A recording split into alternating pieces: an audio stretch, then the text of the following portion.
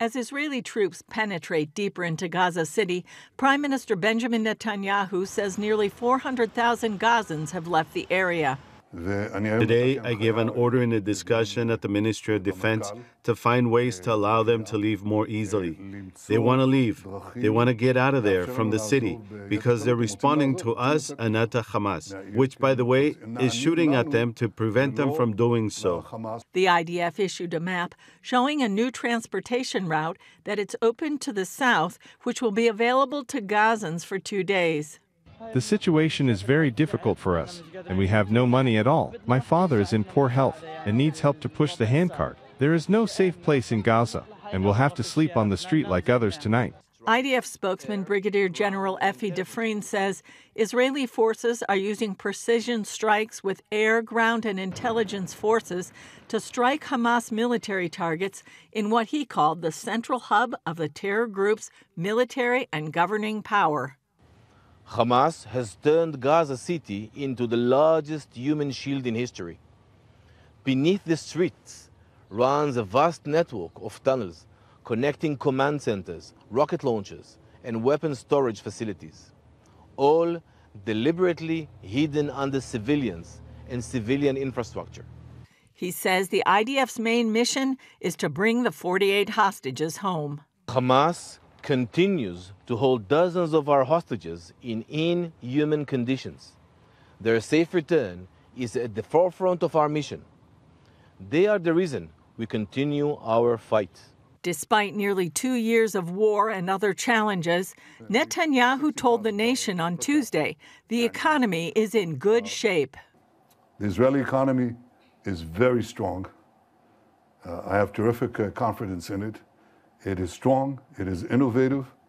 It weathered 2 economic crises. The corona crisis came out first in the world, and the two-year war, where we have an enormous amount of investments. People are coming, and they'll continue to come for everything that we're doing, not only the economy and the technology of today, but the technology of the future, cyber, AI, and so many other things. The Prime Minister also announced President Trump invited him to the White House in late September after Netanyahu addresses the UN General Assembly. It will be their 4th meeting at the White House since Trump took office in January. Julie Stahl, CBN News, Jerusalem. Our Middle East Bureau Chief Chris Mitchell joining us now to continue our coverage today. So, Chris, how successful has Israel been in helping people get out of harm's way in Gaza City? Well, Ephraim, I think it's been very successful, but not successful enough so far.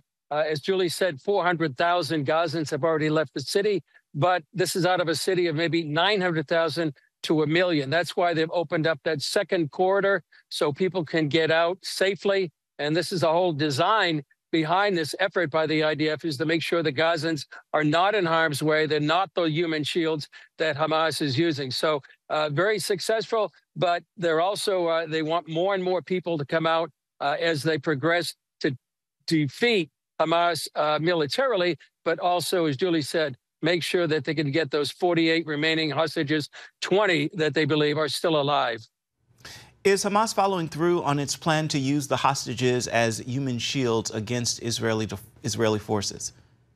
Well, Ephraim, it's nothing we've seen so far that is maybe the threat that they would bring them above ground, put them in harm's way, put them in shooting range of a tank or a platoon of IDF soldiers. We haven't heard of anything quite yet, but that is a threat that Hamas has said, something that President Trump warned Hamas about 2 days ago, and said that this was one of the worst atrocities you can imagine. So right now, many people are hoping, praying for the deliverance of those 48 remaining hostages. Many believe they're in Gaza City, likely been in those tunnels for many, many months. What can you tell us about the Israeli attacks on Hamas in Gaza City? Well, as the IDF chief spokesman said, targeted.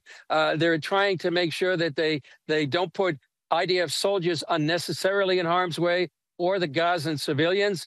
In preparation to the ground offensive, the IDF has been hitting many of these high-rise buildings inside Gaza City. Why? Because Hamas has been using them as headquarters, command centers, sniper positions where they could attack IDF soldiers. So what they're doing is they're trying to eliminate these Hamas infrastructure and any threats to IDF soldiers. But before they eliminate these buildings, they're telling people to evacuate. They do it consistently. They send text messages, phone calls, and then these leaflets we heard about. We're telling people where to leave from and where to go to, because they're also simultaneously building up humanitarian areas, fresh water, food, and supplies for these people leaving Gaza City. Chris, I can't help but to notice the uniqueness of where you are. Can you tell us where you are now and more about that location? Yeah, well, I'm actually in a place called Magdala, which is on the shores of the Sea of Galilee. I'm not too far from Lebanon, just a few miles up the road. And I have to think a year ago, Ephraim, this is the one-year anniversary of that famous or infamous beeper attack against many Hezbollah operatives that eliminated or took out of commission literally hundreds of Hamas Hezbollah operatives. That was the beginning of the end, it seemed, for Hezbollah. When you came up here a year ago, Ephraim, Israel would scramble the GPS, so your GPS would tell you you're in Beirut when you knew you were in the Galilee.